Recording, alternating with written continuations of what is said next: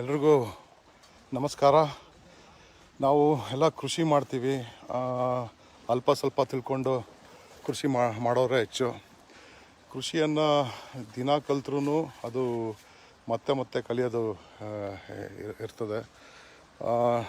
ಸುಮಾರು ಜನ ಮಾಡ್ತಾರೆ, ಹಣ್ಣಿನ ಗಿಡಗಳು ನೆಡ್ತಾರೆ, ಬಟ್ ಫಲ ಬರೋದಿಲ್ಲ.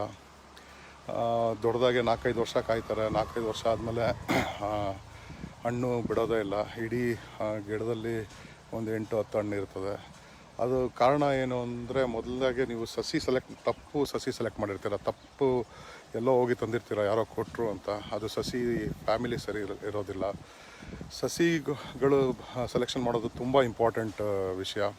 ಅದರಲ್ಲಿ ನೀವು ಯಾವತ್ತಿಗೂ ಮೋಸ ಹೋಗ್ಬಾರ್ದು. ಯಾಕಂದರೆ ನೀವು 5 ವರ್ಷ ನಿಮ್ಮ ಟೈಮು 4ರಿಂದ 5 ವರ್ಷ ನಿಮ್ಮ ಟೈಮನ್ನು ಅದಕ್ಕೆ ಕೊಡ್ತೀರಾ. ಕೊಟ್ಟಾದ 5 ವರ್ಷ ಆದಮೇಲೆ ಫಲ ಬರಲಿಲ್ಲ ಅಂದರೆ ತುಂಬ ಬೇಜಾರಾಗುತ್ತದೆ. ಅದರಿಂದ ಈಗ ನಮ್ಮ ಭಾರತ ದೇಶದಲ್ಲಿ ಎಷ್ಟೊಂದು ಜನ ಇದ್ದಾರೆ. ಕೆಲವರು ಒಂದೊಂದು ಹಣ್ಣಿಗೆ ಒಬ್ಬೊಬ್ಬರು ತಜ್ಞರಿದ್ದಾರೆ, ರೈತ ತಜ್ಞರು ಹೇಳ್ತಾ ಇರೋದು. ಅವರ ಹತ್ರ ಹೋಗಿ, ಕೆಲವು ಯೂನಿವರ್ಸಿಟಿಗಳು ತುಂಬ ಚೆನ್ನಾಗಿ ಸಸಿಗಳು ಕೊಡ್ತಾರೆ. ಅವ್ರ ಜೊತೆ ಒಡನಾಟ ಇಟ್ಕೊಂಡು ನಿಮಗೆ ಬೇಕಾದಂಥ ಸಸಿ ಅಲ್ಲಿ ತೊಗೊಳ್ಳಿ. ಒಳ್ಳೆ ಸಸಿ ಸೆಲೆಕ್ಟ್ ಮಾಡೋದು ತುಂಬ ಇಂಪಾರ್ಟೆಂಟು. ಸೆಕೆಂಡು ಏನು ಅಂದರೆ, ನಿಮ್ಮ ಭೂಮಿನ ಫಲವತ್ತು ಮಾಡೋದು ಹೆಂಗೆ ನಿಮ್ಮ ಭೂಮಿನ ಹ್ಯೂಮಸ್ ಇಂಪ್ರೂವ್ ಮಾಡಬೇಕು. ಹ್ಯೂಮಸ್ ಅಂದರೆ ಸಾಂದ್ರತೆ ಇಂಪ್ರೂವ್ ಮಾಡಬೇಕು. ನಾವು ಅದ್ರ ಬಗ್ಗೆ ಗಮನ ಹೆಚ್ಚಾಗಿ ಕೊಡಬೇಕು. ಅದ್ರ ಬಗ್ಗೆ ನಾವು ಗಮನನೇ ಕೊಡೋದಿಲ್ಲ. ಎಲ್ಲ ತಪ್ಪಾಗಿ ಗೊಬ್ಬರ ಹಾಕ್ತಾರೆ. ಹಣ್ಣಿನ ಗಿಡಗಳಿಗೆ ಗೊಬ್ಬರನ ತಂದುಬಿಟ್ಟು ಬುಡದಲ್ಲಿ ಸುರಿತಾರೆ. ಸಗಣಿನ ಡೈರೆಕ್ಟಾಗಿ ತಂದುಬಿಟ್ಟು ಬುಡದಲ್ಲಿ ಸುರಿತಾರೆ. ಅದರಿಂದ ನಿಮ್ಮ ಹಣ್ಣಿನ ಫಲವತ್ತತೆ ಜಾಸ್ತಿ ಆಗೋಲ್ಲ, ಆದ್ರೂ ತುಂಬ ಲೇಟ್ ಆಗ್ತದೆ. ಹಣ್ಣಿನ ಗಿಡಗಳನ್ನ ಯಾವ ರೀತಿ ನೀವು ಪೋಷಣೆ ಮಾಡಬೇಕು, ಯಾವ ರೀತಿ ಮಣ್ಣನ್ನು ಬದಲಾಯಿಸಬೇಕು ಅನ್ನೋದು ಇದು ಈ ವಿಡಿಯೋಲ್ಲಿ ತೋರಿಸ್ಕೊಡ್ತೀನಿ. ಅದಕ್ಕಿಂತ ಮುಂಚೆ ನಿಮಗೆ ನಾನು ಮಣ್ಣಿನ ಫಲವತ್ತತೆ ಬಗ್ಗೆ ತೋರಿಸ್ಕೊಡ್ತೀನಿ. ಇದು ಇಲ್ಲಿಡು ನೋಡಿ. ಇದು ನಮ್ಮ ಭೂಮಿಯಲ್ಲಿ ತಯಾರಿಸಿದಂಥ ಕಾಂಪೋಸ್ಟ್ ಗೊಬ್ಬರ. ಅಂದರೆ ಒಂದು ಮರದ ನೆರಳಲ್ಲಿ ಈ ಗೊಬ್ಬರನ ತಯಾರಿಸಿದ್ವಿ. ಇದು ನಮ್ಮ ಭೂಮಿ ಮಣ್ಣು ಈ ಥರ ಇದೆ, ಕೆಂಪುಗೆ ಜಿಗಟ್ ಮಣ್ಣು ನೋಡಿ. ನಮ್ಮ ಭೂಮಿಯ ಮಣ್ಣು ಈ ಥರ ಜಿಗಟಾಗಿ ಇದೆ. ಇದು ನಮ್ಮ ಭೂಮಿಯ ಮಣ್ಣು, ಒರಿಜಿನಲ್ ಮಣ್ಣಿನ ಗುಣ. ನಾವು ಕಸ ಕಡ್ಡಿಗಳನ್ನೆಲ್ಲ ಸುರಿದು ಒಂದು 2-3 ವರ್ಷದಲ್ಲಿ ಈ ಥರ ಒಂದು ಕಾಡಿನಲ್ಲಿ ಸಿಗುವಂಥ ಮಣ್ಣಿನ ಕಲರ್ ಆಗಿದೆ ನೋಡಿ. ಇಲ್ಲಿ ಹಾಕ್ತೀನಿ ಪಕ್ಕದಲ್ಲಿ. ಎರಡೂ ನಮ್ಮ ಭೂಮಿಯ ಮಣ್ಣೆ, ಆದರೆ ಬದಲಾವಣೆ ಯಾವ ರೀತಿ ಆಗಿದೆ ಅಂತ ನೋಡಿ. ಕೆಮ್ಮಣ್ಣು ಇದು ಮೊದಲಿದ್ದ ಅಂಥ ಮಣ್ಣು, ನಮ್ಮ ಭೂಮಿ ಮಣ್ಣು.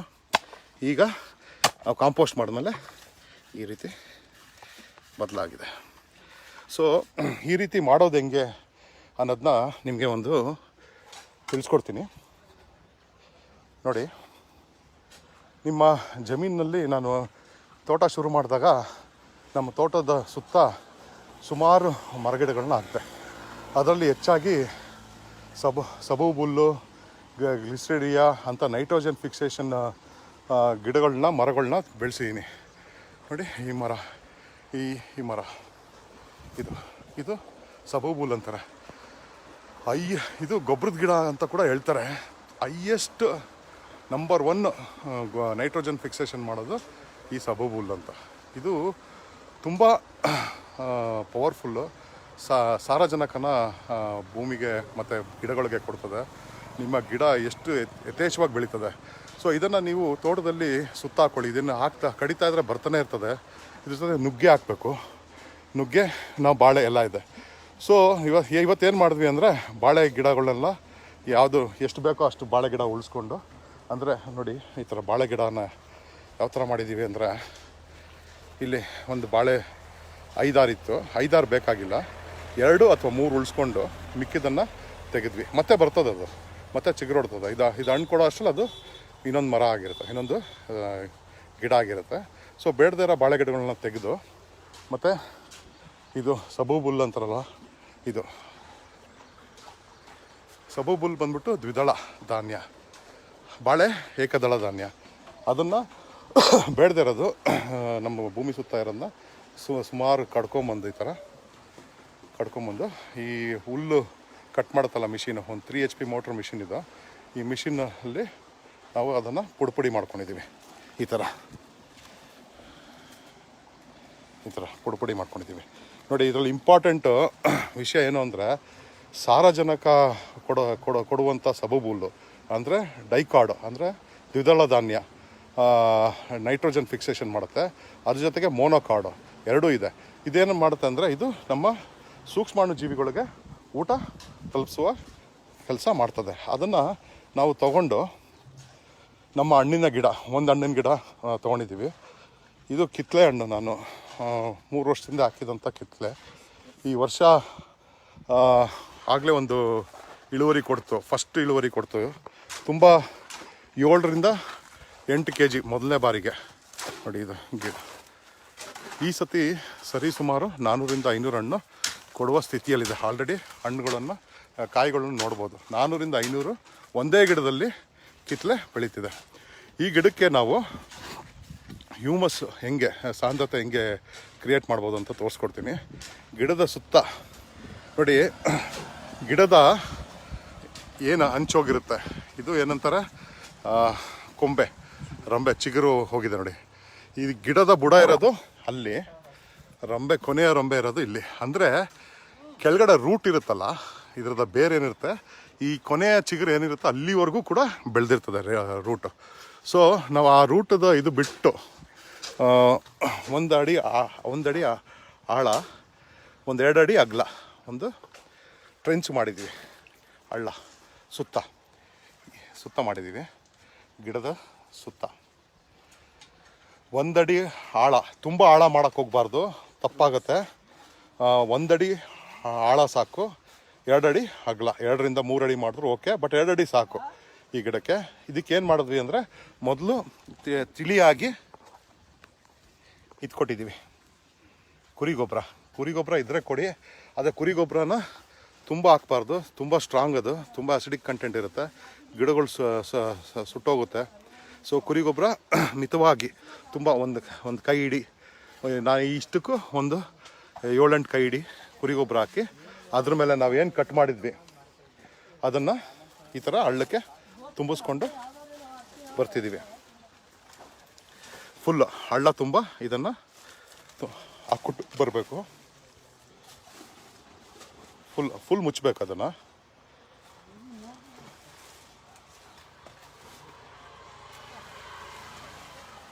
ಫುಲ್ ಮುಚ್ಚೋದ್ರಿಂದ ಇದು ಇನ್ನು 3 ತಿಂಗಳಿಗೆ ಇಲ್ಲಿರೋ ಇದ್ರ ಜೊತೆಗೆ ನಾವು ಜೀವಾಮೃತ ಕೊಡ್ತೀವಿ, ಹುಳಿ ಮಜ್ಜಿಗೆ ಮತ್ತು ಬೇವಿನ ಎಣ್ಣೆ, ಇದೆಲ್ಲ ನಾವು ಸಿಂಪಡಣೆ ಮಾಡ್ತೀವಿ. ಇನ್ನು 3 ತಿಂಗಳಿಗೆ ಇದು ಯಾವ ರೀತಿ ಆಗಿರುತ್ತಂತ, ಈ ಕೆಮ್ಮಣ್ಣು ಹೋಗಿ ಕಪ್ಪು ಮಣ್ಣಾಗಿ ಪರಿವರ್ತನೆ ಆಗ್ತದೆ. ಯಾಕಂದರೆ ಇದೆಲ್ಲ ಕೊಳಿತದೆ. ನಿಮಗೆ ಇದು ಸೂಕ್ಷ್ಮಾಣು ಜೀವಿಗಳು ಹೆಚ್ಚುತ್ತೆ. ಇದ್ರ ಮೇಲೆ ಫೀಡ್ ಮಾಡಿಕೊಂಡು ಅದು ಏನು ಬೇಕು ಗಿಡಕ್ಕೆ ನೈಟ್ರೋಜನ್ ಫಿಕ್ಸೇಷನ್ನು ಎಲ್ಲ ಮಾಡೋದಕ್ಕೆ ಶುರು ಮಾಡ್ತದೆ. ಏನು ಮಾಡಿದ್ದೀವಿ ಅಂದರೆ, ಈ ಗಿಡದ ಜೊತೆಗೆ ಇದೇನು ಟ್ರೆಂಚಲ್ಲಿ ತುಂಬಿದ್ದೀವೋ ಜೊತೆಗೆ ಪಕ್ಕದಲ್ಲಿ ನೋಡಿ ಒಂದು ನುಗ್ಗೆ ಗಿಡ ನೆಟ್ಟಿದ್ದೀವಿ. ನುಗ್ಗೆ ಗಿಡ ನೆಡೋದು ತುಂಬ ತುಂಬ ತುಂಬ ಇಂಪಾರ್ಟೆಂಟು, ಜ್ಞಾಪಕ ಇಟ್ಕೊಳ್ಳಿ. ನಿಮ್ಮ ಗಿಡದ 5 ಅಡಿಯಿಂದ 6 ಅಡಿ ದೂರಕ್ಕೆ ಒಂದು ನುಗ್ಗೆ ಗಿಡವನ್ನು ನೆಡಿ. ನಾವು 1 ಅಲ್ಲ 2 3 ಇದೆ ನುಗ್ಗೆ ಗಿಡ. ಅದಕ್ಕೆ ಇದರ ನನ್ನ ಪ್ರಕಾರ ಮಡಿಕೇರಿ ಕೂರ್ಗಲ್ಲೂ ಕೂಡ ಕಿತ್ತಳೆ ಇಷ್ಟೊಂದು ಈಲ್ಡ್ ಬರೋದಿಲ್ಲ ಒಂದು ಗಿಡದಲ್ಲಿ. ಈ ಗಿಡದಲ್ಲಿ ಈ ಸತಿ ನಾವು 400ರಿಂದ 500 ಒಂದೇ ಗಿಡದಲ್ಲಿ ಕಿತ್ತಳೆಹಣ್ಣು ತೆಗಿತೀವಿ ಅಂದರೆ ಅದಕ್ಕೆ ಕಾರಣ ಮೋಸ್ಟ್ಲಿ ನನಗೂ ಗೊತ್ತಿರಲಿಲ್ಲ, ನನಗೂ ಈಗ ಸ್ವಲ್ಪ ದಿನದಲ್ಲಿ ತಿಳಿಯಿತು. ಈ ನುಗ್ಗೆ ಗಿಡಗಳು ಇದು ಹಾಕಿ ಸುಮಾರು 1 ವರ್ಷದ 2 ವರ್ಷನೇ ಆಯಿತು, ಜೊತೆಗೆ ಹಾಕಿದ್ದು ಅನಿಸುತ್ತೆ, ಗೊತ್ತಿಲ್ಲದೆ ಹಾಕಿದ್ದು.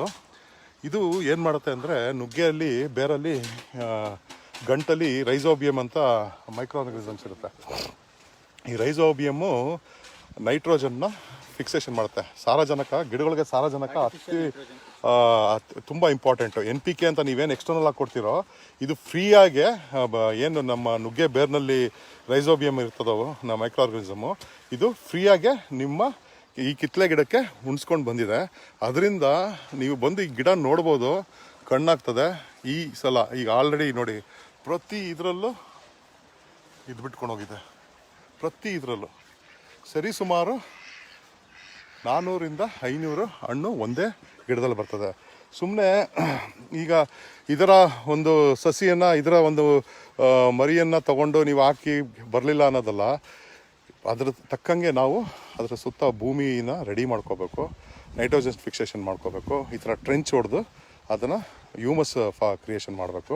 ಮತ್ತು ಇದ್ರ ಮೇಲೆ ಇವತ್ತೇನು ನಾವು ಮಣ್ಣನ್ನು ಗುಪ್ಪೆ ಮಾಡಿದ್ದೀವೋ ಅದ್ರ ಮೇಲೆ ನಾವು ಇದನ್ನು ಮಲ್ಚಿಂಗ್ ಮಾಡ್ತೀವಿ. ಮಲ್ಚಿಂಗ್ ಅಂದರೆ ಒದ್ದಿಕೆ ಹಾಕೋದು. ನಾವು ನಮ್ಮ ಮೈಯನ್ನು ಹೇಗೆ ಬಿಸಿಲಿಗೆ ಒಡ್ಡಬಾರ್ದು ಹಂಗೆ ಭೂಮಿಯನ್ನು ಕೂಡ ನಾವು ಬಿಸಿಲಿಗೆ ಒಡ್ಡಬಾರ್ದು. ಭೂಮಿಯನ್ನು ಬಿಸಿಲಿಗೆ ಒಡ್ಡಿದ್ರೆ ಅಂದರೆ ಬಿಸಿಲಿಗೆ ತೋರಿಸಿದ್ರೆ, ಒಣಗಿದ್ರೆ ಭೂಮಿ ಅದರಲ್ಲಿರೋ ಸೂಕ್ಷ್ಮಾಣು ಜೀವಿಗಳು ಸಾಯ್ತದೆ. ಸೂಕ್ಷ್ಮಾಣು ಜೀವಿಗಳು ಸತ್ತರೆ ನಿಮ್ಮ ಗಿಡಗಳಿಗೆ ಆಹಾರ ತಯಾರಿಸೋಕ್ಕೆ ಯಾರು ನ್ಯಾಚುರಲ್ ಏಜೆಂಟ್ಸ್ ಇರಲ್ಲ. ಆದ್ದರಿಂದ ಯಾವತ್ತಿಗೂ ನಿಮ್ಮ ಭೂಮಿಯನ್ನು ಮುಚ್ಚಳಿಕೆ ಮಾಡಬೇಕು. ಮುಚ್ಚಳಿಕೆ ಮಾಡೋದ್ರಿಂದ ಭೂಮಿ ಒಂದು ಸಾಯಿಲು ತುಂಬ ಸಾಫ್ಟಾಗೆ ತುಂಬ ಚೆನ್ನಾಗೇ ಆಗ್ತದೆ.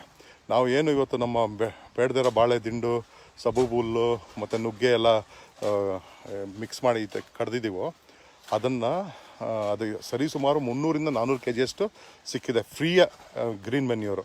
ಅದನ್ನು ಬಳಕೆ ಮಾಡ್ತಾಯಿದ್ದೀವಿ. ನೋಡಿ, ಒಂದು ಕೃಷಿ ನಾವು ಸರಿಯಾಗಿ ನಮ್ಮ ಬುದ್ಧಿಶಕ್ತಿ ಉಪಯೋಗಿಸಿದ್ರೆ ನಮಗೆ ಸುತ್ತ ಆನ್ಸರ್ ಸಿಗ್ತದೆ. ಆದರೆ ನಾವು ಅದನ್ನು ಮಾಡೋದಿಲ್ಲ. ಎಲ್ಲನೂ ಈಸಿಯಾಗೆ ಹೋಗಿ ಗೊಬ್ಬರದ ಅಂಗಡಿಗೆ ಹೋಗಿ ತೊಗೊಂಬರೋದು ಇದು ಮಾಡ್ತೀವಿ. ಭೂಮಿಯ ಒಂದು ಆರೋಗ್ಯನ ಕೆಡಿಸ್ತಾ ಬಂದಿದ್ದೀವಿ. ನೀವು ಈ ಥರ ಬದಲಾಗಿ ಈ ಥರ ಒಂದು ಮಾಡೋದ್ರಿಂದ ಫಲವತ್ತತೆನೂ ಹೆಚ್ಚುತ್ತೆ, ಹೆಚ್ಚಿನ ಹಣ್ಣುಗಳು ಸಿಗ್ತದೆ, ಹಾಗೂ ನಿಮ್ಮ ಭೂಮಿ ಒಂದು ಏನಂತಾರೆ ಸ್ವರ್ಗದ ರೀತಿ ಮಾರ್ಪಾಡಾಗುತ್ತೆ. ಈ ಥರ ಏನಾದ್ರು ಪ್ರಶ್ನೆ ಇದ್ದರೆ ಕಮೆಂಟ್ಸಲ್ಲಿ ಬಿಡಿ, ನಾನು ನಿಮಗೆ ಆನ್ಸರ್ ಮಾಡ್ತೀನಿ. ಎಲ್ರಿಗೂ ಒಳ್ಳೆಯದಾಗಲಿ. ನಮಸ್ಕಾರ.